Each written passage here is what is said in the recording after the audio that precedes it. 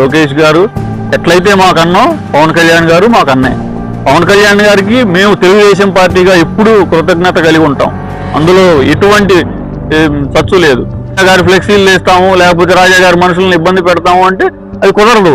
రాజా గారు అనేది వ్యక్తి కాదు, ఆయనది ఒక వ్యవస్థ, ఆయనది ఒక రాజకీయ కర్మాగారం ఇక్కడ. నమస్తే అన్నగారు. నమస్తే అన్నగారు. తెనాలి ప్రాంత ప్రజలకు పార్టీలకు అతీతంగా మొట్టమొదటి నుంచి కూడా సహాయ సహకారాలు అందించినటువంటి వ్యక్తి ఎవరు? వారిపై మీ స్పందన ఏంటి? మనం చూసుకుంటే మొదటి నుంచి మనకి ఇక్కడ ఆలపాటి రాజేంద్ర ప్రసాద్ గారు ఇక్కడ నియోజకవర్గం మొత్తం అందరికీ కుటుంబ సభ్యుల్లాగా ప్రతి కష్టంలో, ప్రతి దుఃఖంలో, ప్రతి సంతోషంలో తానై ఉండి సాయం చేసి ఒక పెద్దగా, కుటుంబ పెద్దగా ఎప్పుడు ఆయన నిలబడ్డారు. ప్రజలందరూ రాజా గారు మా ఇంటికి రావాలి, మా ఆనందంలో ఆయన ఉండాలి, మా మంచికి ఆయన కావాలి అని కోరుకునే వ్యక్తి. పెళ్లిళ్ళ విషయానికి తీసుకుంటే ఆడపిల్లలకి హిందూ సాంప్రదాయం ప్రకారం తాళిబొట్లు పంపటం, మిగిలిన వారికి ఉంగరాలు ఇవ్వటం, అట్లాగే పిల్లలు చదువుకునే పిల్లలకి ఉచితంగా చదువు చేయటం, ఎన్నో స్కూళ్ళు స్థాపించి, కాలేజీలు స్థాపించి, ఇక్కడ ప్రాంతంలో ఇక్కడ పిల్లలకి ఎంత అభివృద్ధి కోసం ఆయన ఎంత కృషి చేస్తారో మా అందరికీ తెలిసిందే. మళ్ళీ పెన్షన్లు, గత ప్రభుత్వంలో పెన్షన్లు తీసేసి పెద్దవాళ్ళని ఇబ్బంది పెడుతుంటే ఆయన సొంతంగా పెన్షన్లు ఇచ్చాడు. ఎవరండి నాయకుడు? ప్రజలు మెచ్చిన నాయకుడు ఎవరు? ఆలపాటి రాజేంద్ర ప్రసాద్ గారు. ఇట్లా మనం చెప్పుకుంటా పోతే వందలు వేలు, సమయం చాలదు. అయితే అన్నగారు, ఇప్పుడు చూసుకున్నట్లయితే ఇప్పుడు కూటమి ప్రభుత్వం ఏర్పడిన తర్వాత ఆలోచన చేసుకున్నట్లయితే ఎక్కువగా తెలుగుదేశం పార్టీ తరఫున ఉద్యోగాలు ఉన్నటువంటి దాఖలాలు ఉన్నాయి, లేకపోతే జనసేన పార్టీ తరఫున నుంచి ఉద్యోగాలు ఉన్నటువంటి పరిస్థితులు ఉన్నాయి. అది చెప్పడానికి కొంచెం బాధాకరమైనా కానీ గవర్నమెంట్ హాస్పిటల్లో చూసుకుంటే, మున్సిపాలిటీలో చూసుకుంటే, ఎక్కడ చూసుకున్న అవుట్ సోర్సింగ్ ఉద్యోగాల్లో తెలుగుదేశం పార్టీ వాళ్ళకి చాలా తక్కువ, 2-3 ఉద్యోగాలు మాత్రమే కేటాయించడం జరిగింది. అందుకే ఇదంతా బాధ.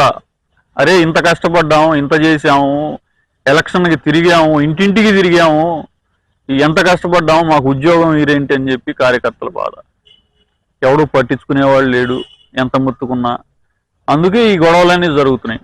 మనం అవన్నీ సమన్వయం చేసుకొని జాగ్రత్తగా కలుపుకెళ్తే పవన్ కళ్యాణ్ గారు, చంద్రబాబు నాయుడు గారు కోరుకున్నట్టు 15 ఏళ్ళు కాదు, 30 ఏళ్ళైనా 40 ఏళ్ళైనా ఈ కూటమి అట్టాగే ఉంటుంది. అన్నదమ్ముల్లా కలిసి ఉండాలి. కానీ ఇట్లా ఎవడో వచ్చి చిచ్చు పెట్టంగానే మనం ఆవేశపడిపోయి గొడవలు పడితే ఏముంటుందండి? అయితే ఇప్పుడు చూసుకున్నట్లయితే అన్నగారు, ఒక చిన్న ఫ్లెక్సీ విషయంలో మరి ఎందుకని ఇంత దారుణంగా వ్యవహరించినటువంటి విషయం అనేది, ఇది ప్రజలు తెలియదా, లేకపోతే ప్రజలు గమనించట్లేదనే ఆలోచన? ప్రజలు కాదండి, ఇప్పుడు మనం మాట్లాడుకున్నట్టు తెలుగుదేశం పార్టీ నాయకులకు కానీ కార్యకర్తలకు కానీ ఏదన్నా చెప్పినప్పుడు ఉద్యోగాలు ఇవ్వటంలో డిపార్ట్మెంట్లకు వెళ్తే, ఇప్పుడు మున్సిపాలిటీకి వెళ్ళినా, ఏదైనా సర్టిఫికేట్ల కోసం వెళ్ళినా పలానాళ్ళు చెబితే ఇస్తాము, పలానాళ్ళు చెబితే చేస్తాము, ఈ పరిస్థితి ఉంటుంది. ఇట్లా ప్రతి ఎంఆర్ఓ ఆఫీస్ కావచ్చు, మన పంచాయతీ డిపార్ట్మెంట్లు కావచ్చు, ప్రతి డిపార్ట్మెంట్లో ఇదే ఎదురవుతుంది. ఇక మనాళ్ళు ఉండబట్టి పట్టి ఇక చివరికి మా రాజా గారి ఫ్లెక్స్ కూడా తీసే పరిస్థితికి వచ్చిందా అని ఒక్కసారిగా బరస్ట్ అయ్యారు. అంతే తప్ప దీంట్లో వేరే ఏమి లేదు. ఎవరికైనా కోపతాపాలు ఉంటాయి. అట్లాగే ఉండబట్టలేక అందరూ బయటకు వచ్చి మాట్లాడేసారు. ఆలపాటి రాజేంద్ర ప్రసాద్ గారికి జనబలం ఉంది, ఆయనకి ధనబలం కాదు, జనబలం ఉంది. ఎవరో మద్దతు ఇస్తే గెలిచే పరిస్థితి కాదు. ఆయనకి చంద్రబాబు నాయుడు గారికి ఉన్న సాన్నిహిత్యం అందరికీ తెలుసు, ఆయన జనంతో ఉన్న అనుబంధం తెలుసు, ఆయన ఎట్లాంటి మనిషో మన తెనాలి వాస్తవ్యులకి, చుట్టుపక్కల ఉన్న నియోజకవర్గాల వాళ్ళకి అందరికీ తెలుసు. మనం చూస్తానే ఉన్నాం. దీన్ని పెంచుకుంటా పోతే ఎక్కడికో పోతా ఉంటుంది. మనం బయట వాళ్ళకి ఆస్కారం ఇవ్వకూడదు. అన్నదమ్ములకి గొడవలు అవుతాయి, 4 రోజులు గొడవ పడతారు, మళ్ళీ సర్దుకుంటారు. అట్లాగే ఉండాలి. కానీ దీన్ని ఎక్కడికో తీసుకెళ్ళి మనం ఏదో చేయటం కూడా కరెక్ట్ కాదు. పవన్ కళ్యాణ్ గారు చెప్పినట్టు, చంద్రబాబు నాయుడు గారు అన్నట్టు మనం కలిసి వెళ్లాల్సిందే, అన్నీ సమన్వయం చేసుకోవాల్సిందే. పవన్ కళ్యాణ్ గారిని అన్నా అని లోకేష్ గారు గౌరవించారు, మేము అంతే భావిస్తాం. లోకేష్ గారు ఎట్లయితే మాకన్నో పవన్ కళ్యాణ్ గారు మాకన్నే. మేము ఆయన చేసిన దాన్ని మర్చిపోం. ఏ జనసేనలో కష్టపడింది ఏదైనా ఉందంటే పవన్ కళ్యాణ్ గారే. ఆ రోజు రోడ్డు మీద పడుకున్నారు. బాబు గారిని తప్పుడు అక్రమ అరెస్టులు చేసి తప్పుడు కేసులు పెట్టి చేసినప్పుడు ఆయన రోడ్డు ఎక్కాడు. ఎవరెక్కారు? ఇంకా తెలుగుదేశం పార్టీ ఎక్కింది, పవన్ కళ్యాణ్ గారు ఎక్కారు. ఎన్ని కేసులు పెట్టారు తెనాల్లో? ఎంతమంది నాయకుల మీద కేసులు పెట్టారండి? పోరాడారు. తెలుగుదేశం పార్టీ కేడర్ పోరాడింది. తెలుగుదేశం పార్టీ నాయకుల మీద ఎన్ని కేసులు ఉన్నాయి? జనసేన పార్టీ నాయకుల మీద ఎన్ని కేసులు ఉన్నాయి చెప్పండి? 70 సంవత్సరాలు పైబడిన వ్యక్తి, ఉమ్మడి ఆంధ్ర రాష్ట్రాన్ని డెవలప్ చేసిన వ్యక్తి, అపర చాణక్యుడు, అందరికీ ఒక పెద్ద, అట్లాంటి ఆయన దుర్మార్గంగా అరెస్ట్ చేశారు. దానికి ఆయన కూడా స్పందించి రగిలిపోయి బయటకు వచ్చారు. ఆ రోజుకి ఇంకా పొత్తు అనుకోలేదే. పొత్తేమనుకోలే. ఆయన మనస్ఫూర్తిగా ఆయన కూడా ఒక తండ్రిలాగా భావించి ఆయన వచ్చారు, ముందుకు వచ్చారు. ఆయన రావడంతో ఆంధ్ర రాష్ట్రం అంతా అట్టుడికిపోయింది. అందరూ కలిసి వచ్చారు. పవన్ కళ్యాణ్ గారికి మేము తెలుగుదేశం పార్టీగా ఎప్పుడూ కృతజ్ఞత కలిగి ఉంటాం. అందులో ఎటువంటి చచ్చు లేదు. ప్రజలందరూ చాలా సంతోషంగా కూటమిని స్వాగతించారు. మనం ఈరోజు అధికారంలో ఉన్నాం. వేరే వాడికి ఎవరికి ఆస్కారం ఇవ్వద్దండి. మనం ఎప్పుడు కలిసే ఉంటాం. కానీ ఇక్కడ జరుగుతున్నది కొంచెం గమనించుకోవాలా. తెలుగుదేశం పార్టీకి ఇవ్వాల్సిన ప్రయారిటీ తెలుగుదేశం పార్టీకి ఇవ్వాల్సిందే. ఆ హక్కుల కోసం మేము పోరాడతాం.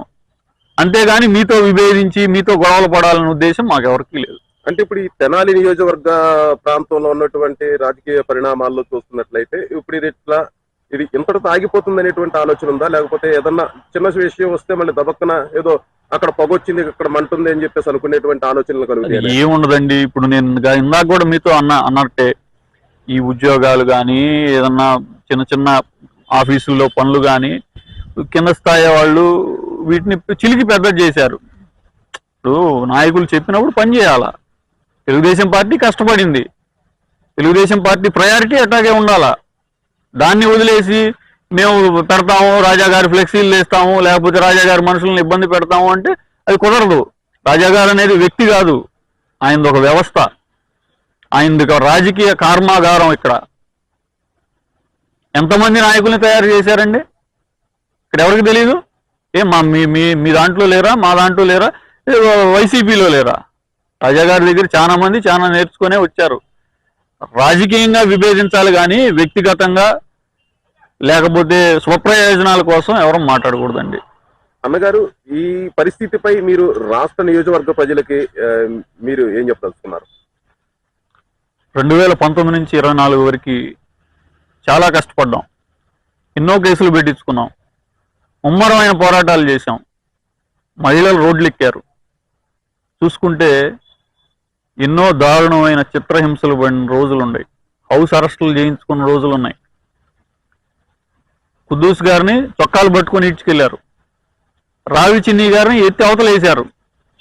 అలా చూసుకుంటే త్రిమూర్తులు గారిని, తెలుగు యువత మాజీ అధ్యక్షుడు రావి తేజాని, శ్రీధర్ గారి మీద కానీ ఇట్లా అందరు నాయకులు మహిళల మీద ఎట్లా చేశారండి అన్నీ చూసాం. ఇట్లాంటి విషయాల్లో తెలుగుదేశం పార్టీ 100% పనిచేసింది, కష్టపడింది. సో మాకు బాధ ఉంటుంది. పార్టీగా చాలా బాధగా ఉంటుంది. మాకు జరగట్లేదు, మాకు పని అవ్వట్లేదని బాధగా ఉంటుంది. జరిగిందేదో జరిగిపోయింది. మనం ఇట్లా కుమ్ములాడుకుంటే రేపు అదే పరిస్థితి తెచ్చుకునే పరిస్థితి ఉండొచ్చు. మనం ఎవరికి ఆస్కారం ఇవ్వద్దండి. మనం కలిసి ఉందాం, కలిసి పనిచేద్దాం. పవన్ కళ్యాణ్ గారు, అట్లాగే చంద్రబాబు నాయుడు గారు, లోకేష్ గారు చేసిన దిశానిర్దేశంలో ముందుకెళ్ళి రాష్ట్రాన్ని సుభిక్షంగా ఉంచే దాంట్లో మన వంతు మనం ఓర్చుకొని సహనంగా ముందుకెళ్దాం. Thank you.